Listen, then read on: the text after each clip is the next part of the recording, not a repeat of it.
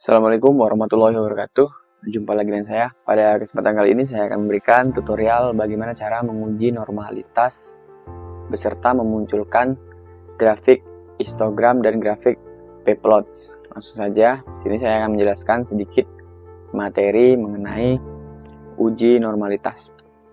Nih, jadi di sini saya akan memberikan tutorial uji normalitas, grafik histogram dan grafik p-plots cara mudah dengan SPSS. Dimana contoh kasus yaitu pengaruh promosi kualitas terhadap keputusan pembelian pada toko komputer Nusantara.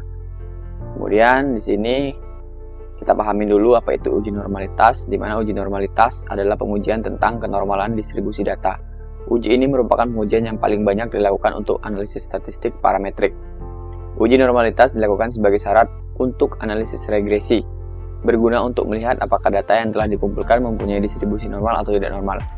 Analisis regresi yang baik adalah model regresi yang berdistribusi normal menurut Latan dan Temalangit tahun 2013 di halaman 56. Kemudian uji normalitas menggunakan analisis grafik dan analisis statistik.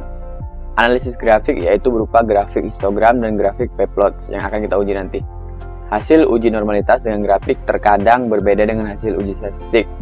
Grafik tampak normal, namun secara statistik bisa terjadi sebaliknya.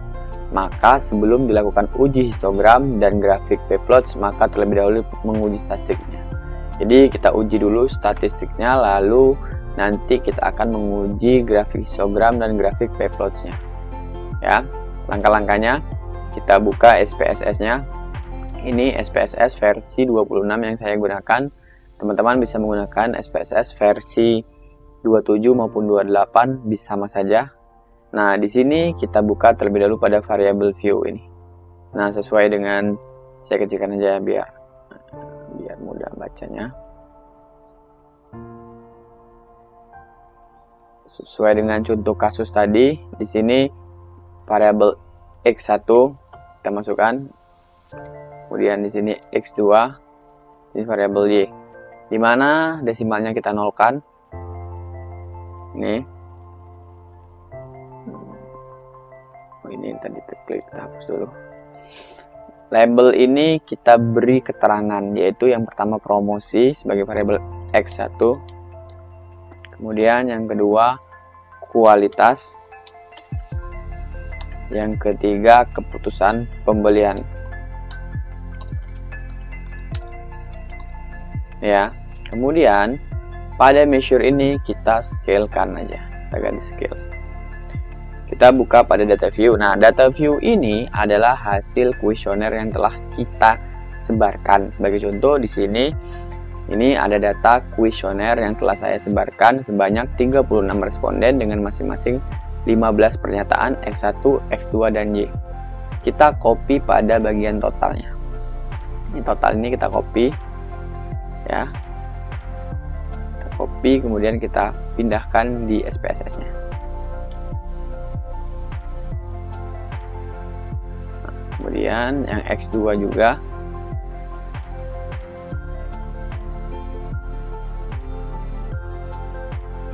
Kemudian yang Y-nya juga.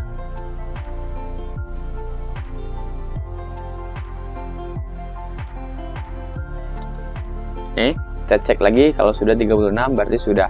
Nah, langkah yang pertama, kita uji terlebih dahulu statistiknya. Nih, agar nanti antara uji statistik dan uji histogram maupun uji p-plotsnya nanti dia tepat atau sama. Langkahnya yaitu ketik analyze ini ya.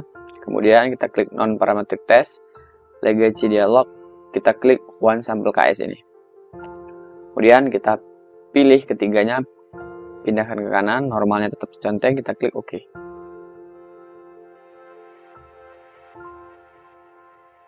Nah, ini untuk uji normalitasnya.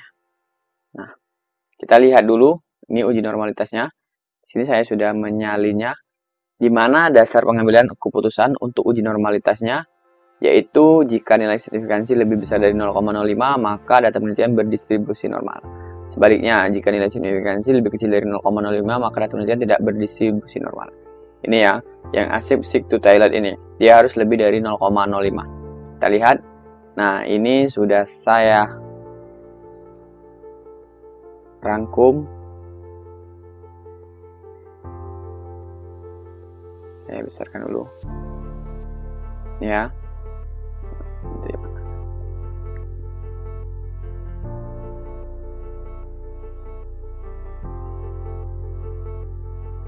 Kecilkan dulu bentar.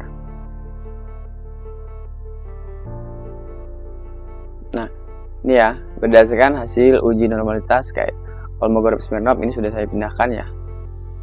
Diketahui nilai exception Taillet variabel X1 ini ya 163 0,163 lebih besar dari 0,05, X2 nya 0,71 lebih besar dari 0,05, kemudian Y nya 0,058 lebih besar daripada 0,05. Maka dapat disimpulkan variabel X1, X2 dan Y berdistribusi normal. Nah, ini sudah normal. Kemudian langkah selanjutnya kita akan menguji histogram dan p-plotnya atau grafik histogram dan grafik p-plotnya. Caranya gimana? Langsung saja kita klik analyze ini. Ya, kemudian kita pilih regresi ini. Kemudian ini saya besarkan ya. Analyze, saya ulangi analyze. Kemudian regresi. Kita pilih linear ini. Keputusan pembelian ke dependen, promosi dan kualitas ke independen. Ya. Kemudian kita pilih plot ini ya. Plot, kemudian kita pilih histogram dan normal probability plots atau p-plots. Kita klik continue, lalu kita klik OK. Kita tunggu. Saya kecilkan ya. Nah, ini hasil untuk uji histogramnya, ini uji p-plotnya. Ya, sudah saya pindahkan di sisi sebelah kiri ini. Kita bisa lihat ini. Nah, ini ya. Ini keterangannya kita bacakan. Gambar di atas merupakan grafik histogram. Grafik histogram dikatakan normal jika distribusi data membentuk lonceng bell shape. Ini ya, membentuk lonceng ini. Tidak condong ke kiri atau tidak condong ke kanan.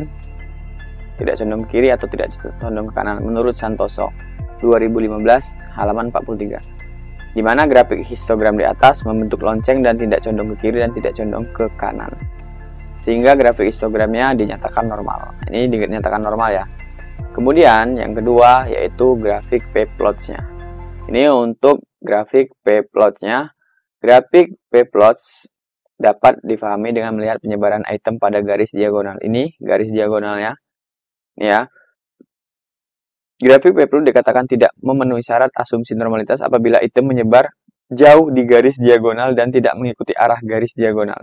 Kalau dia ini menyebarnya ke sini, ke sisi kanan ini, ke sisi atas ini, berarti dia tidak normal. Nah, sedangkan kita lihat grafik di atas memberikan penjelasan lengkungannya menunjukkan bentuk p-plot di sekitar garis regresi. Ini garis regresinya. Dia mengikuti garis regresi.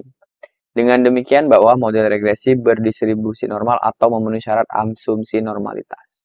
Jadi dari atas tadi uji statistiknya normal, kemudian uji histogramnya normal, kemudian uji p-plotnya juga normal. Dapat disimpulkan bahwa variabel dengan contoh kasus pengaruh promosi dan kualitas terhadap keputusan pembelian pada token komputer Nusantara ini memiliki data yang normal dan dapat dilakukan uji selanjutnya atau uji regresi.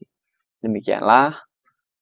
Terima kasih. Mohon maaf bila mana ada yang salah sampai. Kalau ada yang mau ditanyakan, langsung saja tulis di kolom komentar atau kunjungi website saya yaitu spssindu.com. Terima kasih. Saya akhiri. Wallahul muwaffiq ila aqwamit thoriq. Wassalamualaikum warahmatullahi wabarakatuh.